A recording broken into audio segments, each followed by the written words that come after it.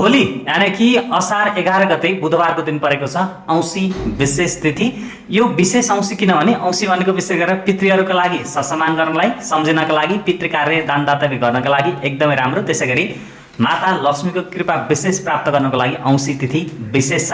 त्यसैले औँसी तिथिको साँझपख तपाईले माता लक्ष्मीको पूजा आराधना गर्न घरमा धुपदीप गर्न त नबिर्सिनु होला। अब के गर्ने, बिहान सबेरै उठ्ने, स्नान गर्ने, वस्त्रमा सेतो हल्का हरियो मिश्रित लगाउन सक्नुहुन्छ र तपाईले भोलि बिहान चुपचाप नुहाई धुवाई गरेर चोखो वस्त्र धारण गरेर पितृलाई तर्पण दिने। तर्पण दिँदाखेरि एउटा लोटा अथवा कलशमा जल लिनुस्, त्यसमा सेता फूल, काला तिल, कुश मिसाउनुस् र ओम सर्वपितृभ्यो नमः अथवा ओम पितृभ्यो नमः भनेर दक्षिणमुख गरेर पितृलाई तर्पण दिनु। त्यसपछि सूर्यलाई अर्घ दिने काम गरिहाल्नु हैन, जल चढाउनु सूर्यलाई। त्यसैगरी पञ्चायन देवी देवताको विशेष पूजा आराधना गरेपछि घरको साफसफाइ विशेष मानिन्छ। घरमा च्यातिएका लुगा कपडा फाटा साटा छन् भने त्यो सबै हटाउने, घरमा नकारात्मकता कति पनि नराख्ने, पितृहरूको विशेष सम्झिने दिन भएका हिसाबले पितृको नाममा केही दान दातव्य गर्दा पनि एकदमै राम्रो।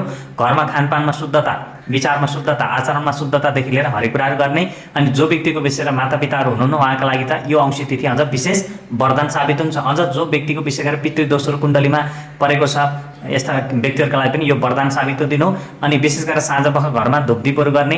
अनि बिहानै पख तपाईँले के गर्नु होला, एउटा महत्त्वपूर्ण काम भने एउटा लोटा अथवा कलशमा जल लिएर त्यसमा सेताफुल, तिल, कुशका टुक्राहरू राखेर सेतै वस्त्रको आसनहरू लगाएर त्यसलाई यसो धोइपखाली गरी ठाउँलाई शुद्ध गराएर अनि दक्षिण अथवा पश्चिम स्थानमा एउटा पित्तलको दियो, पित्तलको छैन माटाको दियो पनि बाल्न सक्नुहुन्छ आवश्यकताका हिसाबले है।